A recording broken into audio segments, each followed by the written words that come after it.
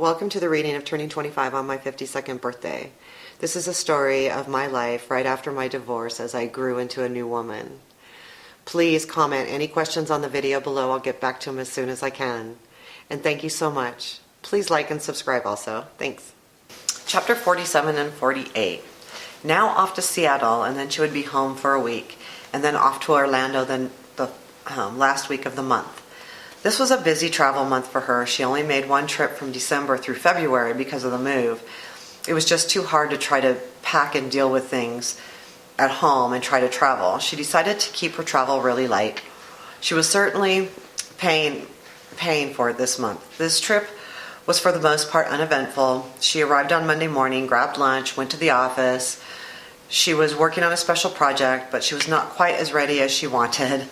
She set up and started getting the prep work done that she was the prep work done and that she was able to finish. Normally that would frustrate her, but this time it didn't. She just needed to do what she needed to do and then make the training work. Sometimes she was actually better than she was flying. She was better when she was flying off the seat of her pants. She didn't have much plans this week. She would be seeing one friend she hadn't seen for a while. That would be nice.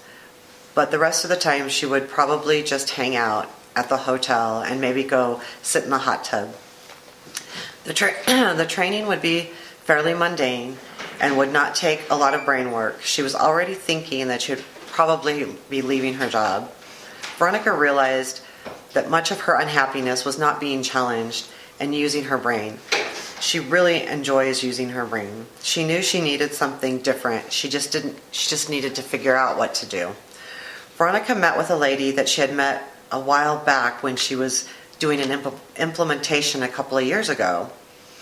They met for dinner and a glass of wine. Chelsea, the lady's name, was such a darling lady. They had had conversations along the way, but they had never had a lot of time together. She was one of those people that Veronica felt immediately close to. She felt like they had known each other for years. Chelsea had just recently found a man and they were beginning to develop a serious relationship. She seemed genuinely happy. It was nice to see. She was talking about her new outlook, how she was listening to a motivational speaker that was really helping her to see life differently. Veronica was so impressed because not only did she say she was happy, but it was so obvious that she was living that truth and truly believing in herself. Before it was too late, they said their goodbyes and hugged. Such a lovely lady. It also made Veronica take a second and third and fourth look at herself. Why was she trying so hard to live that happy life? And there was no doubt that she was much happier than she had been in years. There was still this couple of nagging issues, her job and her feelings for Rick. The trip progressed. Training was done. Veronica spent most of her time in the hotel. She would have dinner and drinks at the bar at the hotel and go to bed early. She was starting to post a little more and more on her Instagram account, trying to get herself out there. She was really hoping to get some followers so that she could promote her book a little. However, it seemed all her followers were young men. They found her with the sexy over 50 or fit over 50 hashtags. A lot of these men said that they really liked older women. She started to love the attention. She had so many guys wanting to message her. She accepted a couple. One was a young man from Germany. He was actually really polite and they did a lot of chatting, but it was mostly clean chatting. She also been chatting with another guy, young guy from Texas, and he liked the idea of control. Veronica knew for sure that they could at least have fun texts because she was used to playing submissive with Rick. So far it wasn't too out of hand. Every once in a while, a guy would want to message her and he would be completely annoying. Some of the guys would message you all day long and not stop, even when Veronica didn't respond. She wasn't quite sure if she enjoyed this or not. It was nice having all the attention and it was nice chatting here and there with someone. But sometimes she almost felt like a loser. Why did she need to get her attention from these guys on the internet? Was she still that insecure that she could not go out and start living her life? She was on her way home and would not go anywhere for about a week.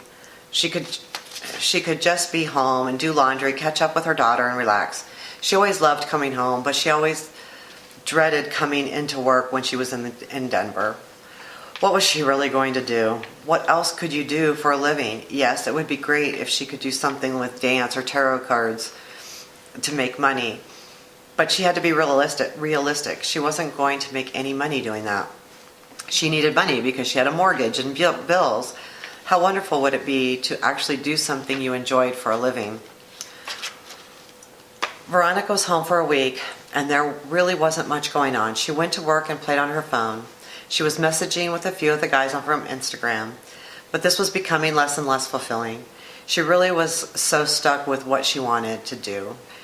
She so dreaded going to work. She wasn't moving or learning anything. Her raises were minimal, that she wondered how coming to work every day made sense.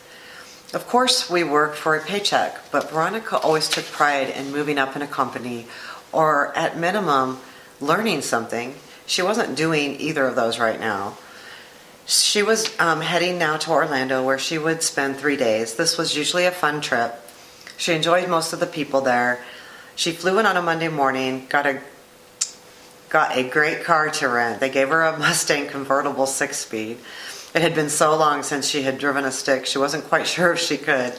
She picked it up right away, though. It was just like riding a bike. Boy, this car could really move. That was a fun car. It really wasn't warm enough to put the top down, but she was enjoying the driving with the stick. The days were all fine. There was a new manager there that Veronica really liked. They talked a little. Veronica was only able to work with her a little bit because the manager was not there the entire time. She just moved from California, so she was still settling and dealing with with move issues. The first night there, she texted Rick to tell him that the room she had was pretty nice. He asked her to take pictures of it. She sent him a picture of the sleeping area and then the living area and the kitchen area. Rick texted, "That is nice. I can fuck you all kinds of ways in that room." She then sent a picture of herself with her top off and said, "And look what comes with the room." He responded that he definitely liked the room. They just spent a few minutes texting, and she went to the restaurant area and had a couple glasses of wine and some snacks. This place was great. They even had free drinks for 2 hours at the bar every evening. That was nice. She was only going to stay one more night. It was kind of a bummer because she really liked this hotel, and she was actually talking with a nice lady there. The following day went by pretty fast, and of course Veronica was back at the bar. One of her friends from the office met her there. They liked to spend time occasionally when they were in the same area. The lady from the previous night was also at the bar. It was nice. The three of them started drinking and talking.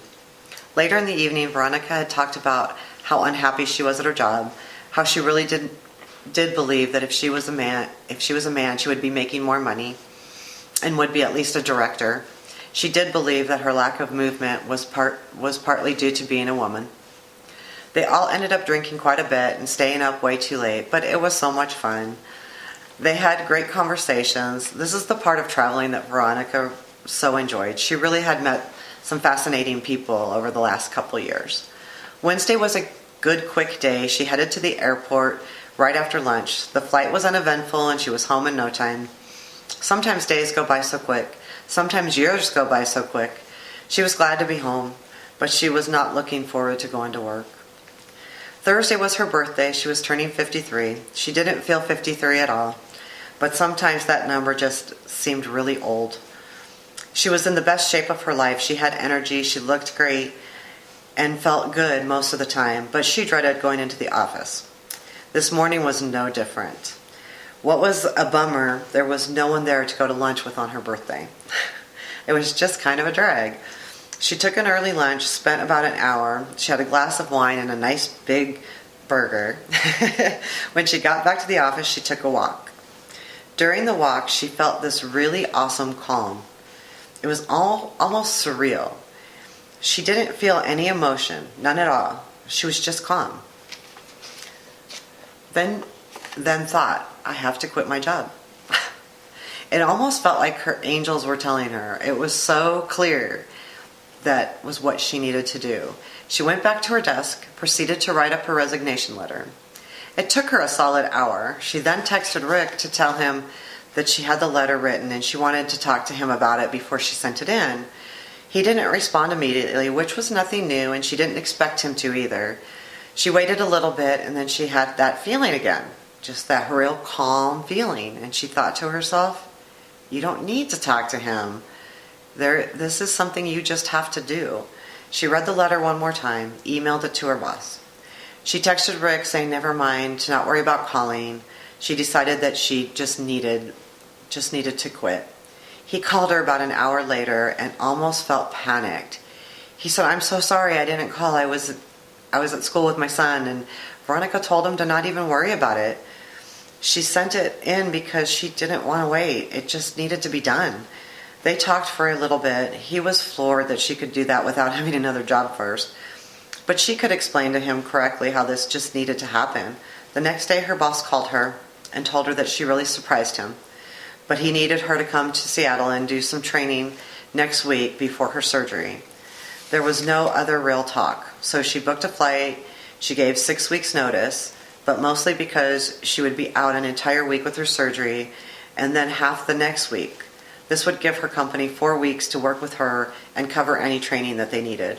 When she got home, she let Nicole know that she quit her job and that she was basically flying to Seattle on Monday and that she wouldn't be back until Saturday. Nicole did not seem worried in the least about her quitting her job. That was good. Veronica was a little scared, but all she knew was absolutely she had to do this. All she had to do was cover half of the mortgage and the utilities. If that was taken care of, then she wouldn't be letting Nicole down. She didn't tell anyone else. She told Rick and her daughter and her boss. That was it for now. She did not want to hear it from anyone about how she shouldn't be doing that, and she knew it was right. It was so right for her. It was the strangest thing, I do have to say, when I quit the job, because I had never felt a calm like that in my life. And when it was calm and then that thought hit me, I just knew it had to be done. And I'll have to talk at the end of the book because there are some things in here I couldn't write and I can't even really explain. I'll try to explain as much as I can, but I have to respect, some people's privacy. So, in putting things together, I don't want people to put things together, but it was quite a big event for me to do that. I had never quit a job like that. I never quit it. Well, I think maybe when I was like 18 I did, but I'd never quit a job without having something. And it's scary. Well, and I'm back in that boat again, so it's even scarier now. But it was good. I don't see too much other explanation. That trip was really fun in Orlando, actually. I really enjoyed that. The lady I met at the hotel. I really have met some really cool people. So that's that, and I'm going to read 49 and 50 next.